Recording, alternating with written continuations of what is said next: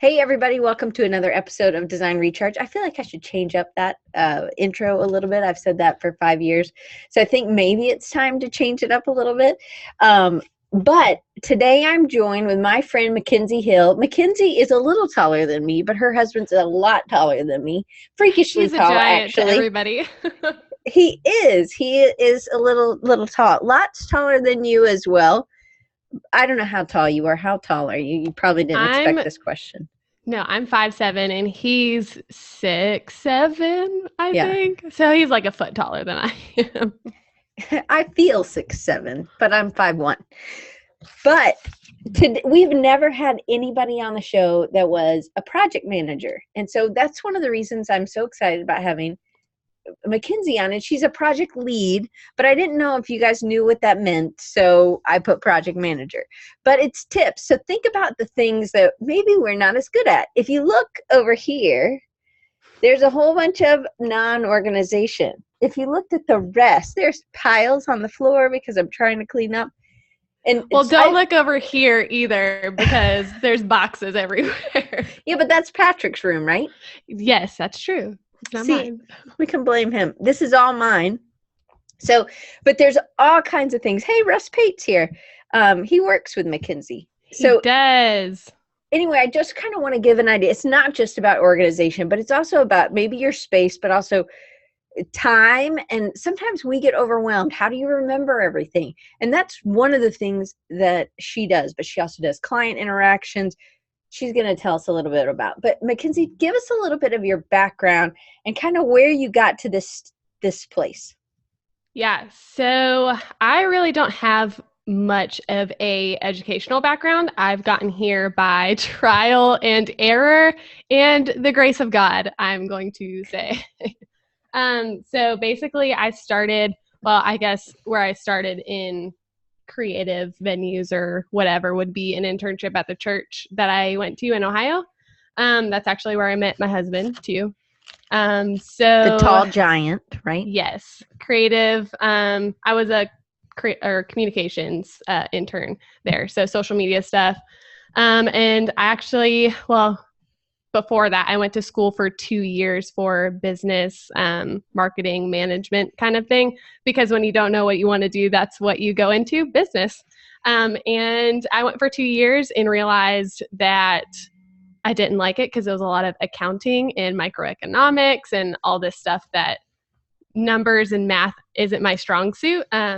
So I decided to quit going to school and then got into, yeah, putting it shortly. So yeah, and then I got that internship at the church, learned a lot of stuff communication wise there. Then Patrick and I got married. We moved to Tennessee. I worked at another church for a couple months.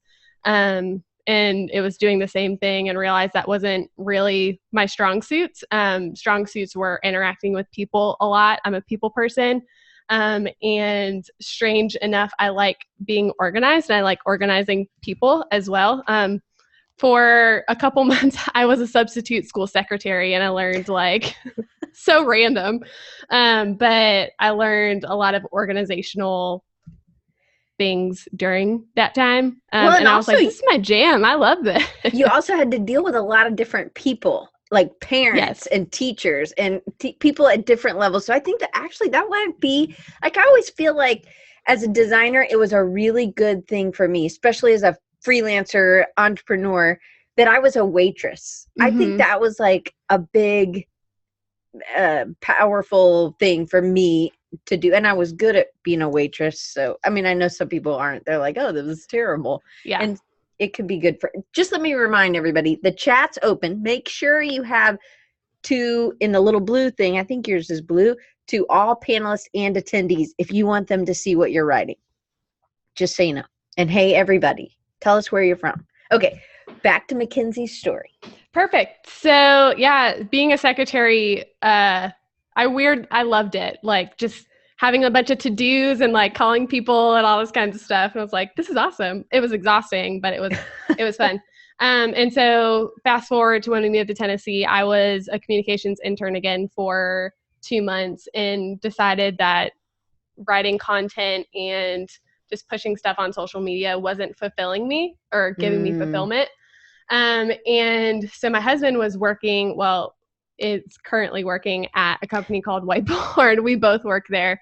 And it was one day after work, the owner was basically talking about the next position that they wanted to hire, which was a traffic manager who was basically helping the project leaders at the time manage the internal team, get them the tools or the credentials, assets, all that kind of stuff that they need in order to do their job well. And I was sitting there listening to him like explain that. And I was like, I want to do that. That sounds really fun. And so I had a conversation with Taylor and said, hey, I want to do this. And he trusted me enough to do it with no real experience in that position. So that's how, and transitioned from traffic manager to now I'm a project manager at Whiteboard. So do they still have a traffic person? We don't. It's the project leader or the project manager does both traffic management, managing the internal team and also managing the external team as well. Well, gotcha. Client relationships. Which you weren't necessarily doing before when you were just traffic. Yeah, I would sit in on meetings and take notes and make sure that we had clear next steps and the team knew what was going on. But as far as leading a meeting or speaking up, I did not do much of that at all. But now you do. Yes. Sorry, take a sip. All right, so people are, I think Phil is saying, look at all those super cool posters and toys. So, oh, that's my husband, P. Hill. So, those are all his posters. So, if you're coming in late, so yes, I can get that for you, Jason, in just a second. So please tell us where you're coming in from. That would be great. And if you have any questions, so again, we're talking to Mackenzie Hill. If you can, think of anything that you need or you want to know, stick it in the chat. And if you're new, just tell us where you're from so I can make sure I welcome you. And a lot of people came in, so welcome to everybody. And then make sure Phil is saying spandex is his spirit animal, which I think is hilarious. So, did you see Lenny's comment above? He's responding to Lenny. I'm imagining Patrick off camera sitting there dressed up in a superhero. He's not even here. He's no distractions today. So I had a question about how big Whiteboard. How big are the teams that you're leading? Yeah, so Whiteboard is made up of 20 people. So that's including our owners and founders. But we have 3 different teams at Whiteboard. Ooh, sorry, I hit the microphone if there was a noise. I talk with my hands. I'm emotive. So we have 3 different teams within Whiteboard. So one team is the web application side, or like mobile apps, whatever. And then we have another larger team that does marketing sites. So that's WordPress and marketing efforts and whatnot. And then there are 2 different teams within that larger marketing WordPress side of Whiteboard. And so on my team specifically, there's only 4 people. So I lead 3 people pretty much. So it's not a huge company, but it has different sectors. But teams are about 3 to 4 or 5 people. Mm-hmm. Yep. So pretty manageable. But if you're a new kind of entrepreneur, so what are some things that traffic is different? And you kind of talked about this already. Traffic is different from like a lead. In client interactions, how was it different, and why did they decide they didn't need a traffic person anymore? Was that something you brought to them, or was that something they kind of came to you? Yeah. So I think the whole reason of a traffic position, one was for me to get experience, because I didn't have any experience before. Sure. But I think once I started getting into the role and learning more and starting to get more responsibility, it was a natural transition to give me more responsibility to be a project leader, or a project manager, with assistance from like other project managers while I like learned how to do it on my own kind of thing. But it was a pretty natural transition, like growth into the role that I'm currently in. And so how long have you been doing this role? About a year and a half, Okay. I think. Yeah. It's August. You weren't great at math though, right? So we're not going to hold you to that. I'm Time not has either. just like come together in this like weird ball, and I don't know what year it is. I'm with you on that. It's 2017 for a little bit longer. All right. So, what are some of the day-to-day responsibilities of your job? Yeah. So day to day is client emails, communication, staying on top of projects, making sure that our team. I already have a question. Okay. Go ahead. So your designers and developers, they never talk to the client? No, they do. So what kind of emails are you doing? Are we going to do lunch or what is it? Like so emails, there's a bunch of different emails that I can write. Mostly honestly, like there's a million different types of emails that I get and then I'm writing out. I just think that was so funny because I too can write many different kinds of emails. Oh gosh. I'm just playing. I just took a sip. I took a sip of my Dr. Pepper when you said that. And it kind of went up my nose, so sorry about that. My face is super red. Fine. Okay. What I meant by that is it is not the same day to day, and it is not the same every week. It's different. It's random. But mostly it is clients email me with if there's something wrong with their website or if they want something new on their website. They'll email me about that. Project status of, hey, this is where we are. This is what we need from you. I'm trying to think of what else. So setting up email or setting up meetings, do that a lot. I think that makes sense. But so that was kind of general. Like I can, write or I do. So it wasn't, so they're coming to you with any problems or changes or something so that you can really lead the team. And then you said, what was the next thing you said was your responsibility? So making sure our team has clear direction for the day. It was staying on top of your team. So because that's huge. So for a freelancer or somebody who doesn't, how do you stay on top of task or how do you not overtask? You and I talked about this a little bit the other day. It's something you've learned, but I think that's a really important one. I want you to go into a little bit more detail. Yeah, so it's taken a long time for me to learn this. So I work in the digital space, meaning development and design, websites. So it's taken a long time to learn how much a task is going to, or how long a task is going to take a person. So I think there's like a lot of different ways that I do this. But it's knowing what each person on the team does, knowing what their strong suit is. Knowing, my voice cracked, knowing, what the client is, like what the clear objective or outcome is that the client is asking for. So if they come to us and say, I want to change the color or I want to move this button to above, basically asking, well, why do you want to do that? Is it because you want to increase donations? Then, okay, maybe we need to take a relook at the overall like problem that we're trying to solve.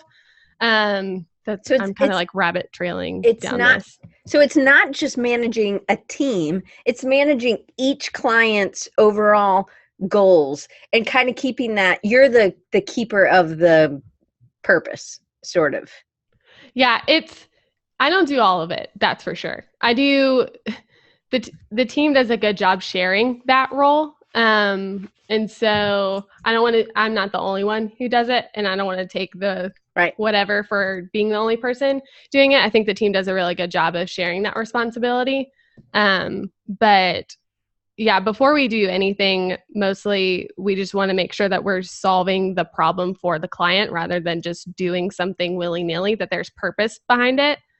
So it's kind of like for us, if we were wanting to do something like this, it's like bringing back, asking those questions back to the client of why do you want this? Or instead of just saying, okay, and just changing it, really asking those questions. And sometimes I'm sure you get some pushback from the client maybe, right? Yeah. But I think that's just the client not understanding really, because technology is a complicated realm to work in. So I just think that's probably there might be other reasons too, but I think it might mostly boil down to just understanding what but they're asking for. That's another one of your strengths, right? Is the empathy. Because that was something I asked. I was like, oh, don't you get frustrated sometimes with the clients when they're not getting, but then you said something that was beautiful. Do you remember what you said? Can you rephrase? Do you need me to help you a little? Maybe. So I say a lot of things. And you write a lot of different emails. We know who to go to. But I'm saying this in love. Like I'm not giving you a heart. Like you guys. I'm just are glad like you me. Laughed that hard at it. I think that made my day. I mean, I got really red. So you had said something like, "Well, it doesn't frustrate me because I just need to explain it." And I try to look at something with empathy, and so I try to see why they're not understanding it, and I try to see it from their perspective, and then you just still try to communicate. And I think that is really unique about you, but that's something that we tend to I think some of us maybe do that really well, and some of us do that well sometimes and not in others. And so I'd love for you to talk about that a little bit. Yeah, whenever I find myself in a place of conflict or a place of miscommunication or a client's frustrated or whatever, basically, like you said, I try to understand the why first of, okay, why are they feeling this way? What is the underlying issue here? Can I figure that out so I can come to a resolve with them? Mm-hmm. I think like at the core of who I am, I'm not a confrontational person, and I'm not, I'm very flighty, I think. So trying to handle those situations with kindness and empathy and understanding first rather than be defensive. I think that's a gift that God has given me. And so I think that has honestly helped me in my role being a project manager. Which I think is a kind of neat way to look at it. And so it's really a communication. I can't even say words. Communicating. Just don't drink any Dr. Pepper, okay? While you're laughing. Communicating what you're trying to get across and then just not getting frustrated. So I would think it would be very similar to being at the secretary job at the elementary school, to be honest. Yeah. Right. And a lot of patience too. Lots of patience. Right. All right. So what is your role in a meeting? Because you had said when you were traffic, you were taking notes. Mm-hmm. Now, and I had also, I think it's down here. I think it's the next one. But like, so are you leading the meeting? How does it go? They come in, you greet them, or you're already in the room and somebody else brings them to you? Yeah, so I am the facilitator / hostess of all of our meetings. There are some meetings that I lead, just depending on like if we're training a client in WordPress, I'll lead that. I'll help a client with that. Or if they have any questions that I can answer, I'll go ahead and lead that. But like strategy meetings or design meetings, I'll basically come in and set the meeting up with, hey, this is what we're going to do today. This is what we're looking for by the end of the meeting.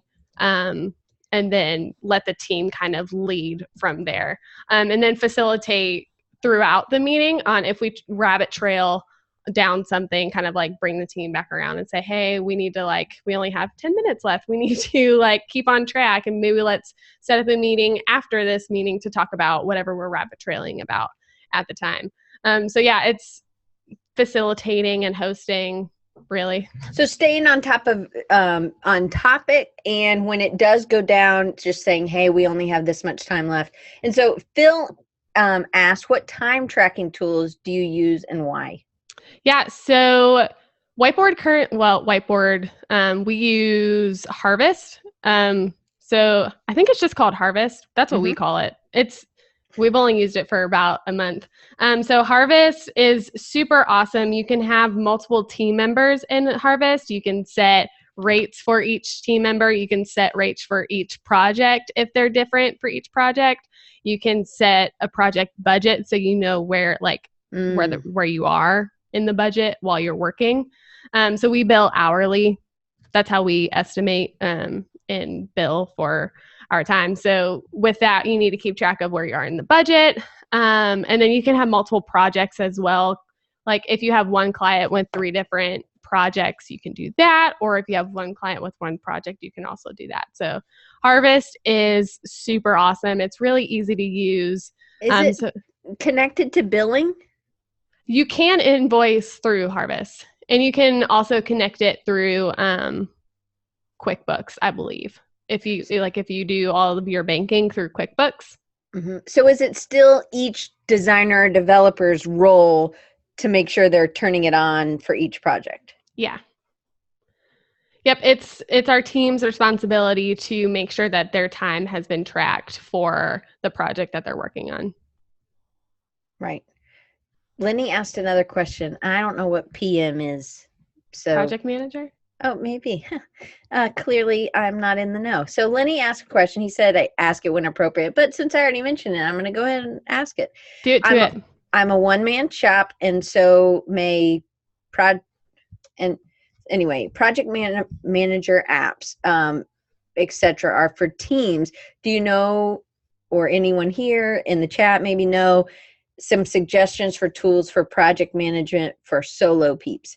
So how would Harvest maybe work for somebody who was a solo person? Because you said one of the things is that you can add, but you could add multiple people, but you could still have multiple projects per client, or multiple projects going on, or something like that.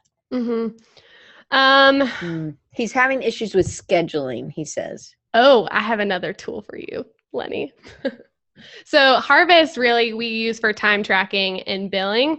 Lenny, I would look into some kind of like project scheduling tool.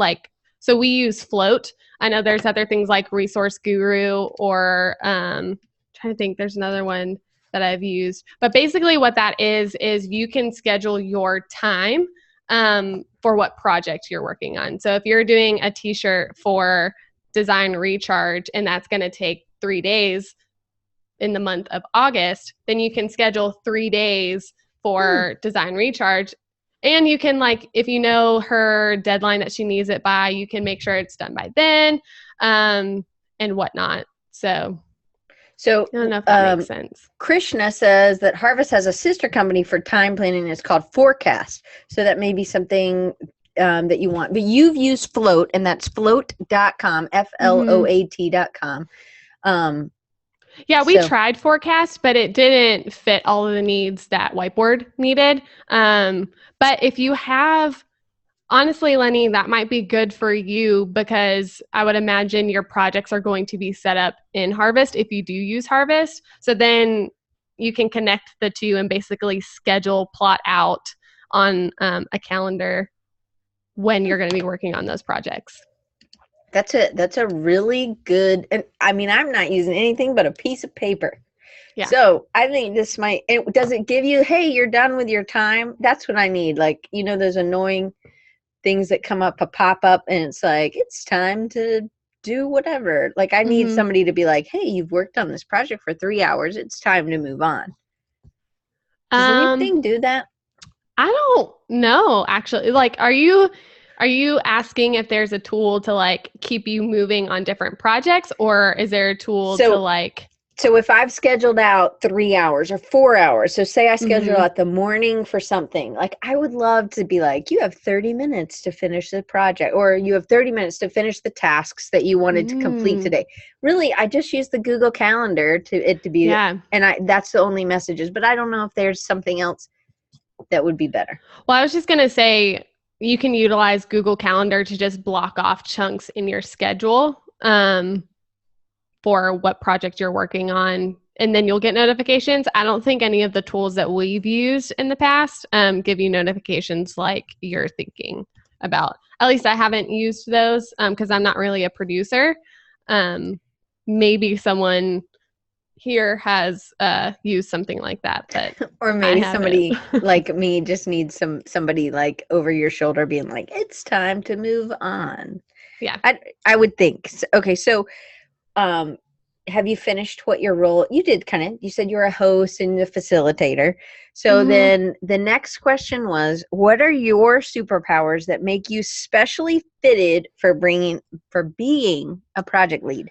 Yes. And so Whiteboard has this card game, I guess you would call it. I don't know, maybe a self-awareness thing that you can do. But it's called What is Your Superpower? So it's a little card deck. Is that backwards in the camera? Nope. Okay, cool. It's fine to us. It's just backwards to you. And I put a link Perfect. over in the chat. So let me read it Awesome. out.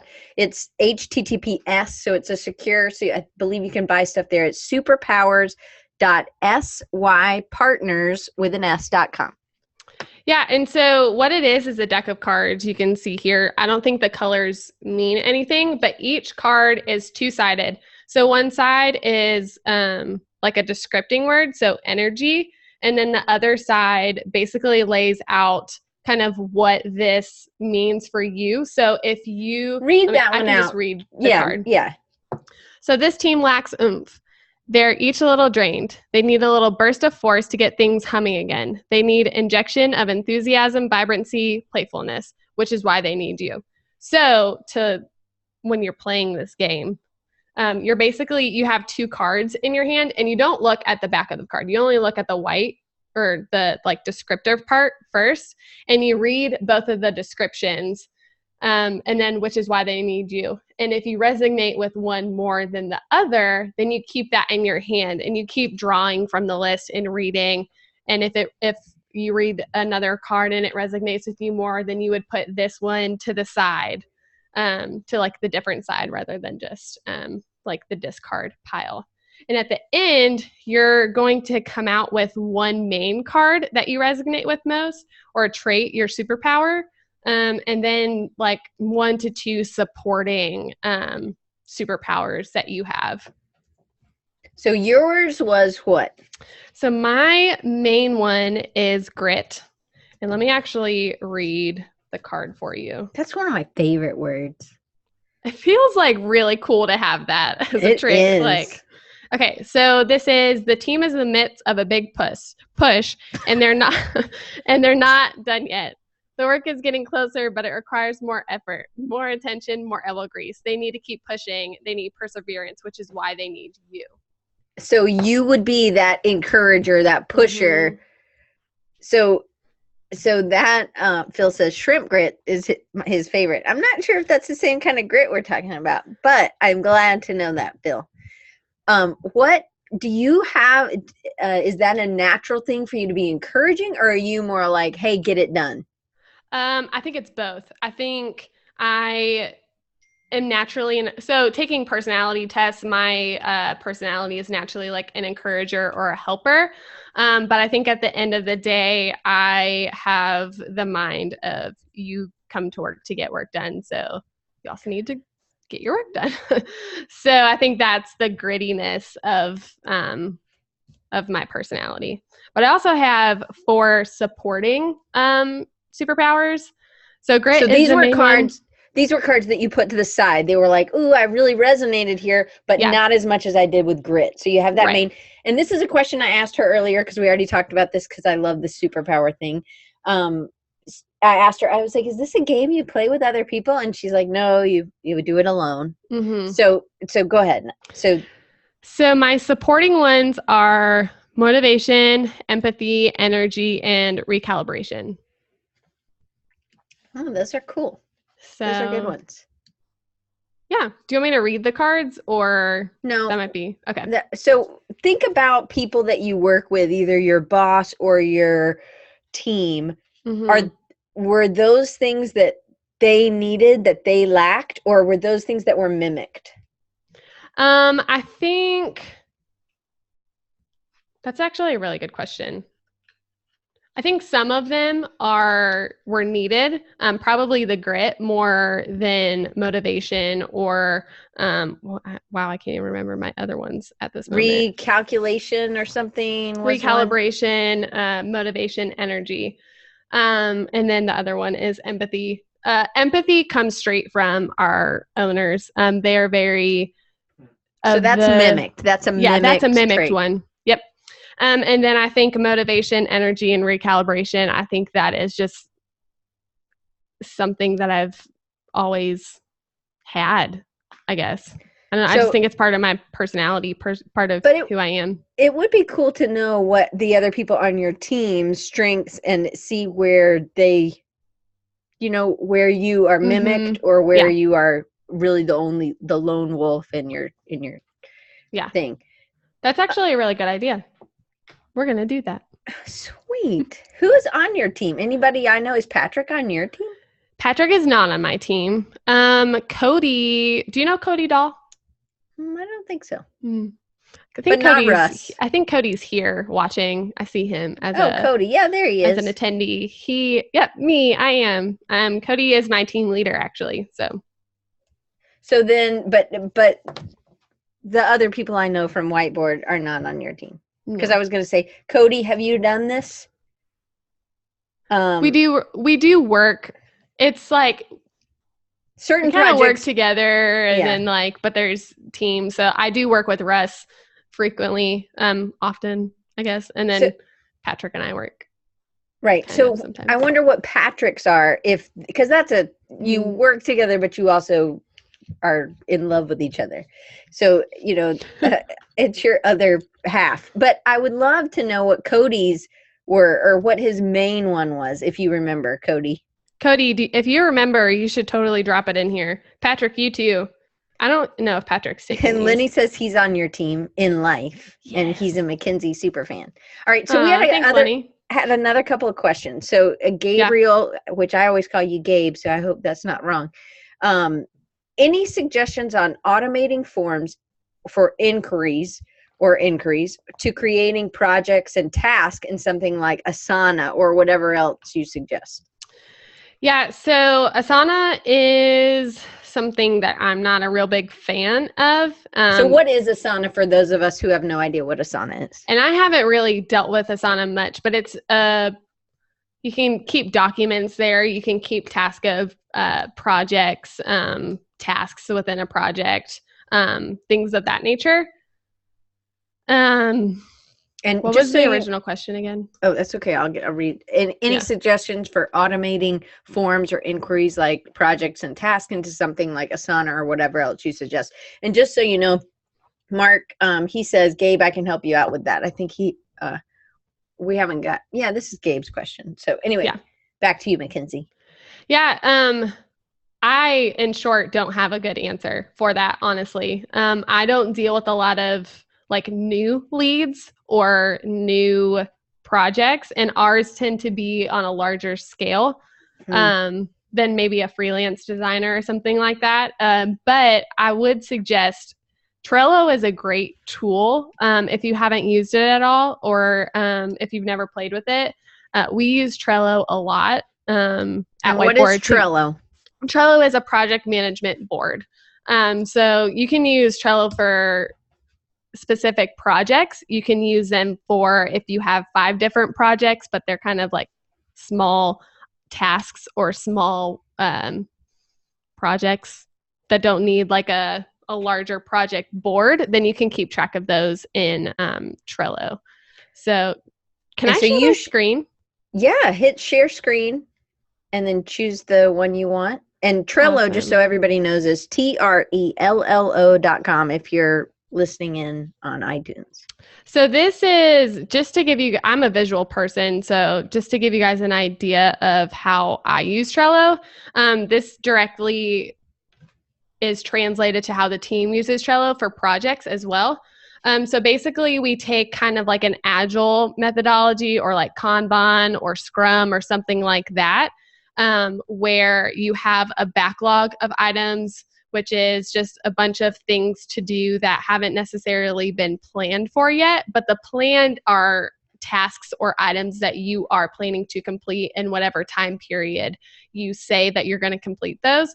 So it could be one day, it could be 1 week, it could be a month, or whatever works best for you. And then from planned, you pull each card into the corresponding column. Like it's basically a status update for you to keep track of and for clients to keep track of if you use this with clients.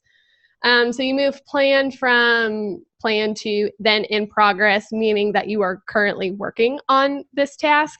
And then once it's done, you pull it into completed. It's basically like a to-do list, but you just drag it across this project board into the correct status that it is. So you can see. Is this how you keep up with the team? Is this how you make them use Trello and Harvest at the same time?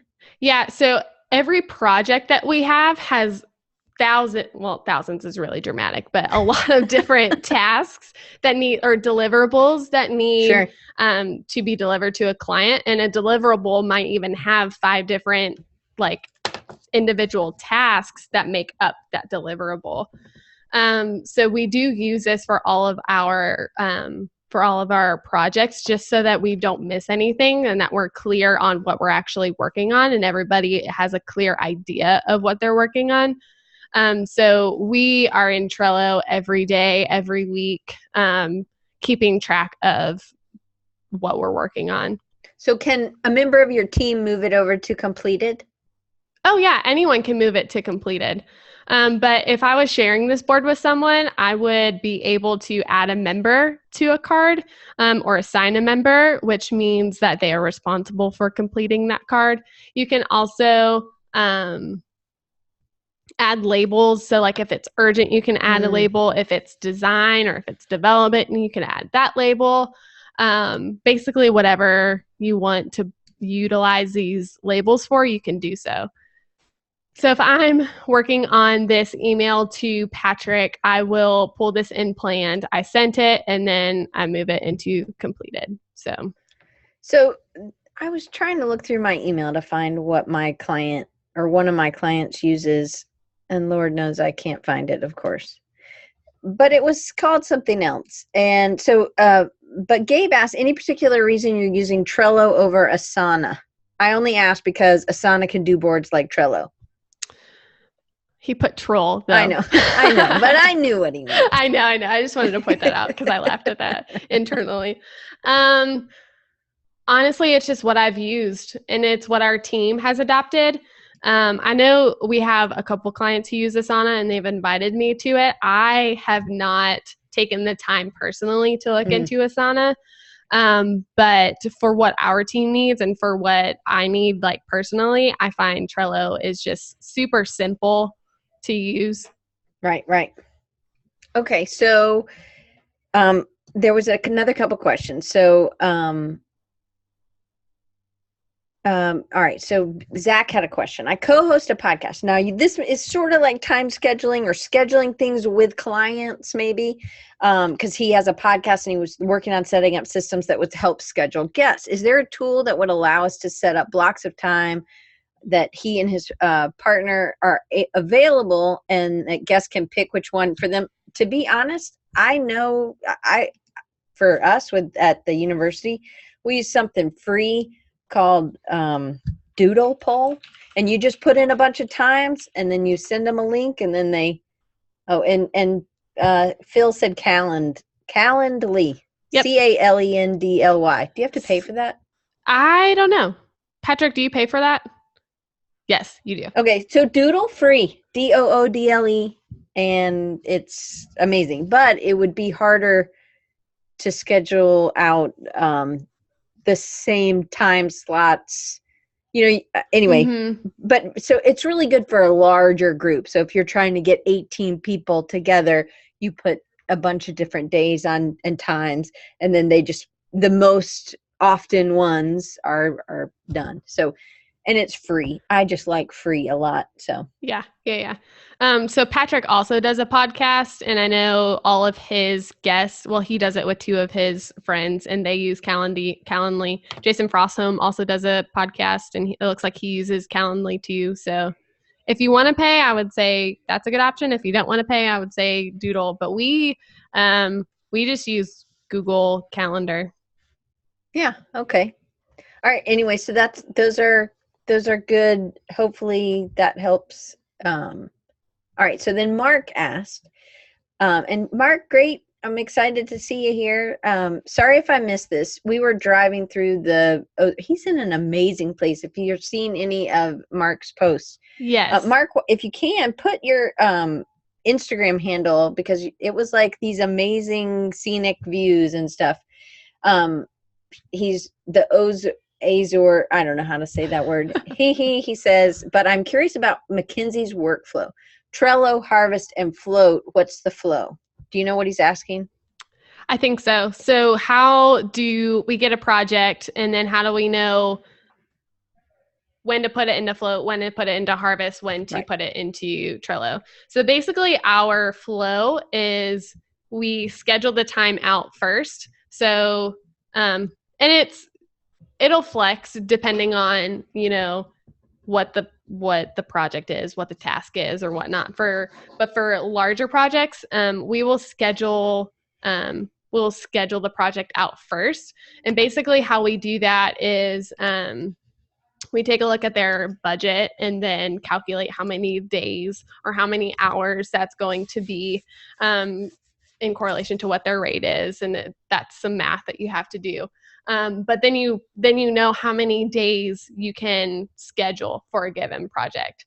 So if your rate is $50 an hour or $100 an hour, and there's you work 6-hour days and it's a $600 project, then you only schedule one day, or you only schedule 6 hours of time. Is that you're scheduling that for each person? Mm-hmm. So you say, so Cody's working for you, and you say, Cody, you are whatever budget, or you're $1,000 an hour, because Cody's good, right? So he's $1,000 an hour, and you say, hey, we only have 6 hours for you to focus on this. And is that how maybe he doesn't know what his rate is, but each person's rate, or is that just in general, what the development team is, or what the design team is? It's both and. Okay. If that makes sense. So yeah, it's a little bit of both. Okay. All right. But yeah, so we schedule the time first, just to get it on our calendar so we don't overbook, or so we don't misbook or whatever. And then what we'll do is we'll set up a project in Harvest with the budget and who's going to be working on the project and their rates and all of that information. And then from there, what we'll do is we'll likely have some kind of kickoff meeting with the client to basically understand what they're coming to us for. If it's a website, what are the objectives of the website? What does it need to include? Things of that nature. And then, so we'll have all that information. And then as a team, we meet together and say, okay, these are the things, or these are the objectives of the site. How are we going to do that? So if they are a content heavy website and they're going to be doing a lot of blog posts, they know they need some kind of blog. So that is going to be something like one of the objectives. So how do we do that? Well, we need to design it. What do we need to design? And then we obviously need to develop it. So how are we going to develop it, or what all of the nuances to develop that? So do normally your designers finish and then it goes to the developers, or is it a constant flow back and forth? Again, it depends. We're trying to move to a system where our designers and developers are working closely together on a specific feature, or a specific task, or what have you, just so that there's context that everybody has that needs to share in order to do a task. And so doing the waterfall method of doing content or doing design all the way and seeing it through to the end and then passing it to development, there's a lot of context that happens in content and design, like client relationships, or why did you make the decision that you did? Why did you add that button here? Things of that nature. What does this interaction do? All of those small things that are in a designer's head sometimes just stay in a designer's head instead of being then translated or described to a developer. So doing the waterfall, there's just a lot of things that get missed in that. So having the team work together on a feature or on a task so that there's shared context and so that everybody's working on the same thing. And it helps our team. So we know if Cody and Patrick are working together, then Patrick can message Cody, or Patrick can bother Cody for a minute because he knows he's already working on the project, rather than breaking Cody's focus on another project to then have him answer questions on the current project. So I have a question about that, kind of breaking focus. Mm-hmm. So how do you schedule? So say Russ, because these are the only people I know here so say Russ really likes to break up his day. He really likes 2 hours of working on one project, and then he wants to go to something else. And you guys have enough work that's fine. And then Cody really likes, no, let's do 6 hours of work for just that one client. How do you do that? Or are you like, it's free for all, just get this done today, you have so many hours?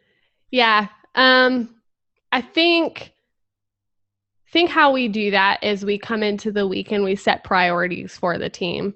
And our weeks are so different week to week on what we're working on. So a full week might be one project that we're working on, or 1 week might be 10 different projects that we're working on, kind of thing.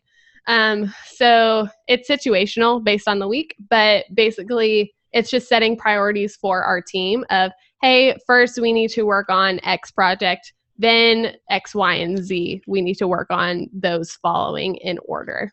What if somebody's taken too long on a project? Are you able to see their times in Harvest that you're like, hey buddy, what are you doing? Did you forget to change over? Yeah.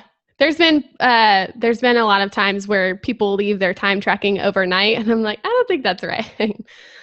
But if we estimate one thing, before we quote anything, we try to get an idea from our team members of how long something's going to take, especially for the smaller projects, or like the emails that I get day to day from a client of, hey, can you do this for me? Hey, can you do this for me?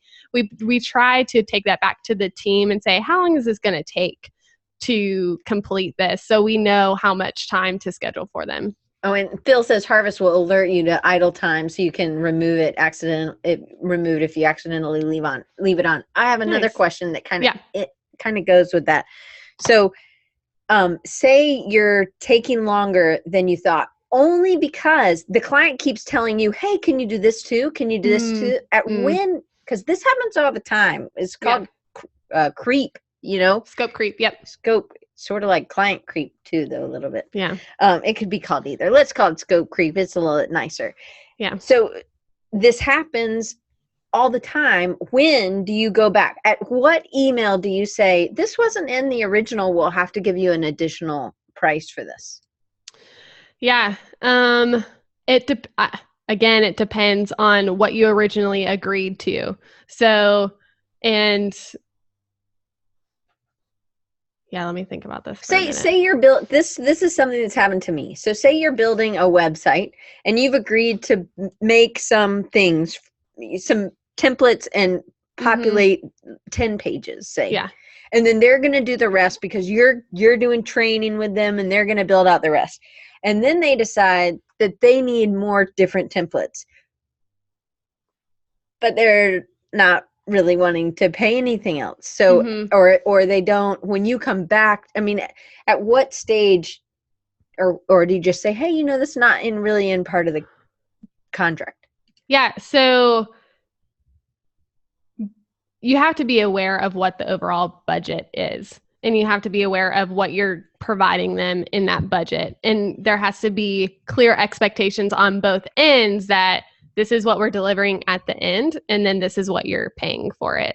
And so I think there's always one point or one meeting or whatever where all these things come about, where it's like, actually, I want this, and I want this, and I want this.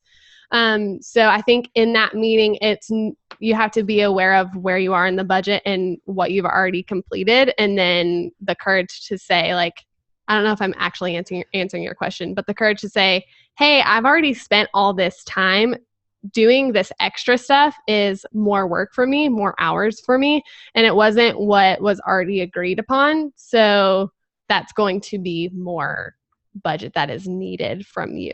So it's easy for development of, hey, can we add this flex section, or can we add this button here, or can we add this new template to the page? It's easy to say, well, it's easy to say. I don't know if it's easy to understand, but that takes new code, that takes new whatever to make this happen, new code that is not already in place. So by that, it's more time, and we need to spend more time on it. We need more budget. Right. All right. Does that answer your question? Does that help? I think so, Mackenzie, but we are not getting through all these questions. And we had a lot of more questions to get through. Oh my gosh, it's 3:20 already. Question 3. We just sort of finished. So we'll just have to have you back on if you're willing, because I think we I would love to. Ton of great questions, and hopefully provided a lot of really good content for everybody that's hopefully helping everybody. And again, that's what I like about Design Recharge being live, is because we get to help each other right then. Okay, so biggest pet peeves that deal with designers, and then then I'll ask you the others. I thought long and hard about this one. So I think I'm not going to drink anything, so nothing's going to go up my... I don't want to be offensive at all to designers, because designers do great work. But I think we can take it. Do. Yeah. So I think this is where we're able to learn about where we can be less defensive, or how we can be more open, if that's something that you've seen over and over. And I know she's not I'm talking about Cody. Russ, my team is already offended, and I haven't even said anything. No, I think I know enough designers, working with them and being a part of a couple different communities of designers are visionaries, and they can see like something out of nothing, I guess. And they, so I guess what I'm getting at is not a lot of designers follow through, or not a lot of designers, they can talk a lot about something, or they can talk around something for hours and hours and hours, but at the end of the day, and this isn't everyone either. It's just Cody and Russ, right? I'm just kidding. No, but they have this, they love what they do, and they love problem solving, and then so they can talk about 10 million different ways that they can solve this problem in design. And then at the end of a meeting, or at the end of the time, there's no decision made. And so my grit in me is like, okay, we've spent all this time, but we don't have a decision at the end of the day. Right. And sometimes it's about the decision. You have to make the decision. It can't always be these lofty answers, right? You have to actually just make a decision, because so we only have $5. Where are we going to eat? What are you going to eat? What can you, well, I could eat this, or I could, it's just make a decision and eat something, because you can choose again. You can choose another meal, right? Yeah. And I think designers take a lot of pride in what they do, which is incredible. I mean, you should take pride in what you do, because it looks beautiful, whatever you're working on. And I think with that is like a perfection, like a sense of getting something to perfection, instead of getting something to, it solves a problem and it's great, not perfect. So I was listening to another podcast. It was a podcast I love called Story Brand Podcast with Don Miller. And he's in Tennessee. He had Seth Godin on this week, and he said, so you have this thing, Seth, you call it Just Ship. And he's like, no, it's not called Just Ship. It's called Ship. And so if you guys don't know, basketball was invented because these kids were bad and it was raining or too cold or whatever. So this high school coach puts these peach baskets up. Clearly, I didn't ever play, but I learned this on another podcast. But the first basketball came out and they shipped it, right? It wasn't perfect, but other people have continued. Had they not put it out there, we would not maybe even have the sport. It definitely wouldn't be where it is today. Yeah. So sometimes it's, hey, let's just make a decision. Let's do this. If it doesn't work, we can come back to it. And maybe it was 99% invisible. But I think that's a really important thing, because I do think a lot of us are perfectionists. I think Laura said we're non-committal because we could do this or we could do this. And sometimes we want direction from the client, but the client is so... You're talking about chocolate, and it's all these fancy chocolates, and all they know is Hershey's. They're like, I didn't even know there were these other kinds of chocolates. Right. So I really feel like we are the experts, and we just have to make a decision. Let's see if but but a lot of time does go into that. And it sometimes is I was talking to TJ Harley, who's going to be on the podcast next week. Sometimes we have to make that decision and we just don't put it up on our website because that, or like as a portfolio piece, because we make a decision that it's going to solve the client's needs. It may not be what we would have chosen or what we would have done. We would have spent a ton of more time, but we don't have the time. And I'm not giving this client time to do this, right? I'm not going to do it for free. Yeah, I think understanding what the client wants or what kind of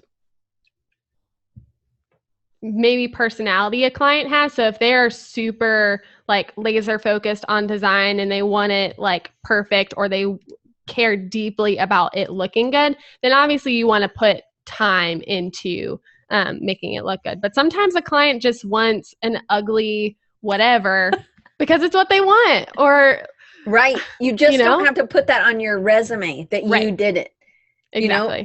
And I have a graduate who I think has too lofty or too visionary and he doesn't even work in the industry because he won't do, and I don't know, I'm totally making assumptions, but because I haven't talked to him in a while, but I think maybe he's just, I'm not going to do that level of design. I'm like, buddy, we all on Wednesdays, we're designing business cards, like it's, we don't all just work for Coca-Cola, Monday through Friday. We're doing tiny little companies and business cards and little things that everybody does, I guess. Yeah. It's the grunt work of it.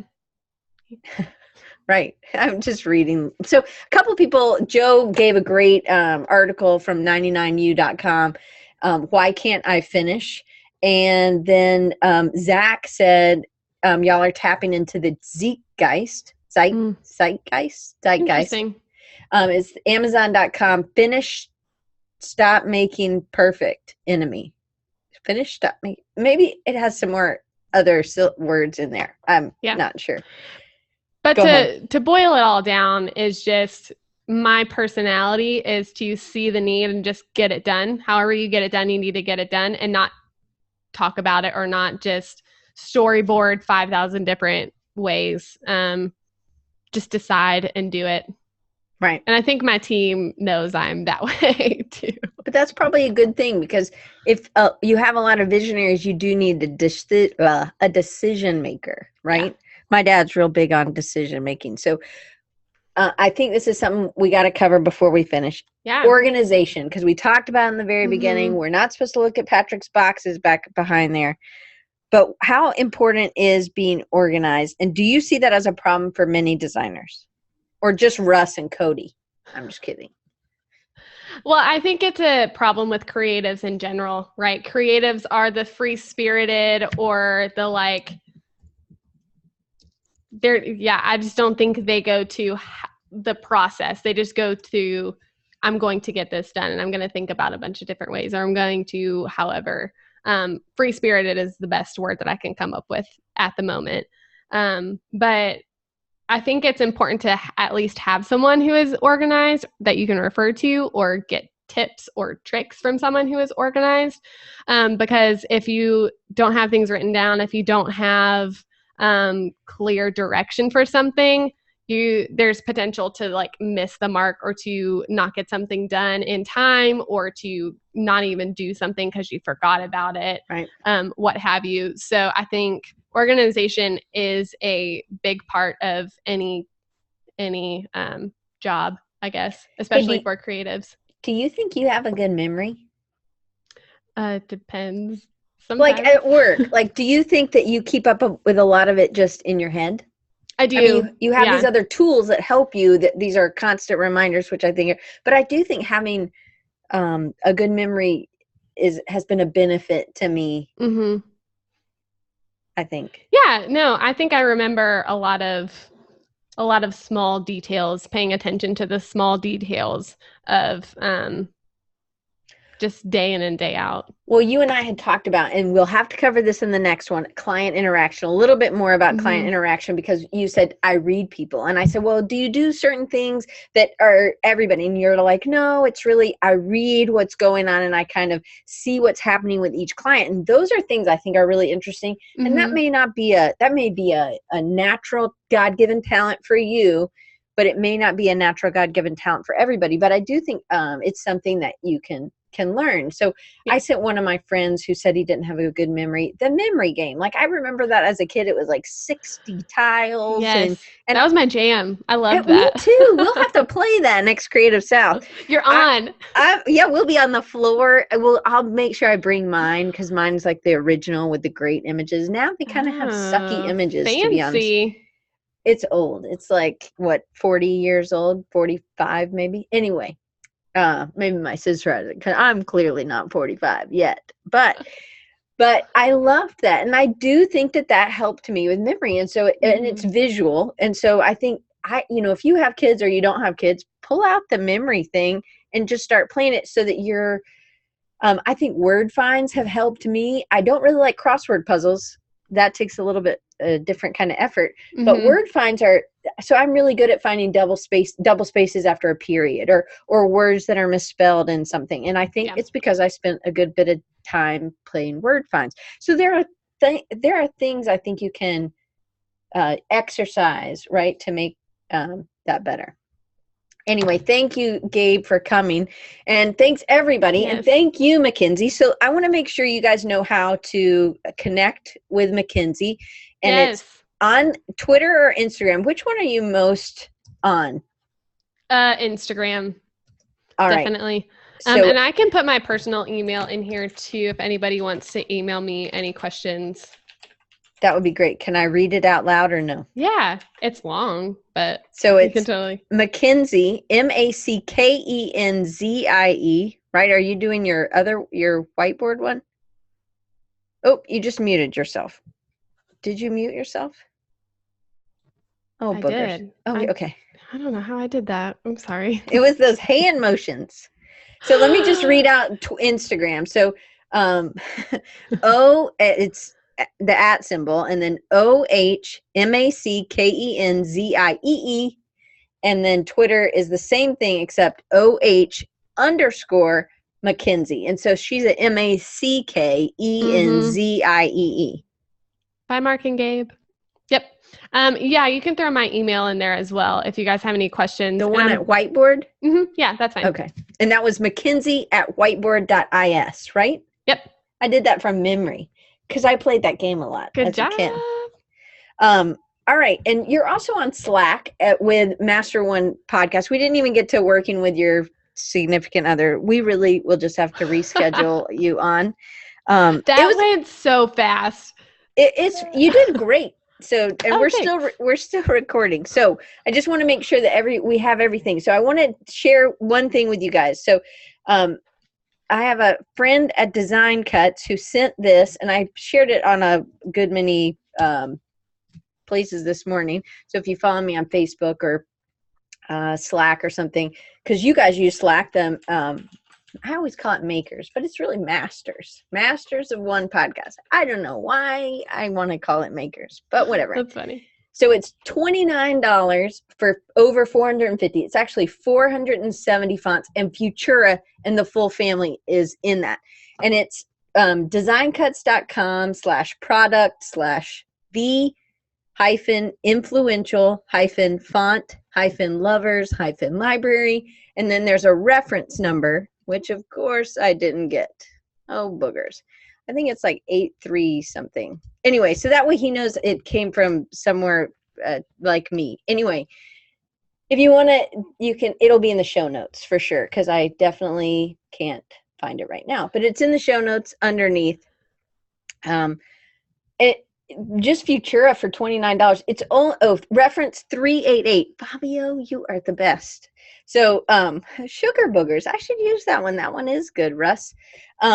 So 388. So REF 3 equals 388. I think is what the end of it is.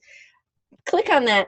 For me, $29 for Futura and the whole family is pretty amazing. And you get 469 other fonts. So Dang. I know that's really That's good. a really But good here's deal. the catch. Somebody was like, well, what's up? Like, Yeah. to these delete as soon as you use them or something. And what's up is that this deal is only good for about 12 and a half more days. That's the deal. That there's some, they can only offer this thing for that amount of time. So use that link and Nice. hopefully we'll get you a cheap bunch of fonts. A lot of them are really good, actually. All right, Mackenzie, thank you. Oh, so next week, everybody, we have TJ Harley. He does a lot of sports stuff, but he also does some entertainment stuff. He's done some restaurant stuff. He doesn't put everything he does on his website. He is the in-house designer for a lot of companies. And so we're going to talk about retainers, not things that you wear in your mouth at night, but things that you get clients to sign because you're doing more and more and more work. Do you guys work on retainer for anybody, Mackenzie? We do. Okay, so I don't know if you guys do this or maybe you want to do this because this would be guaranteed money more regularly, right? So if you're interested in that, we're going to talk about that next week. So that sounds awesome. Yeah, so it should be good. And we'll get Mackenzie on hopefully before the end of the year if we can get it scheduled with her. So thank you guys. And thanks for having me, Diane. It was so fun. It was really fun. All right, we'll see you next week, guys.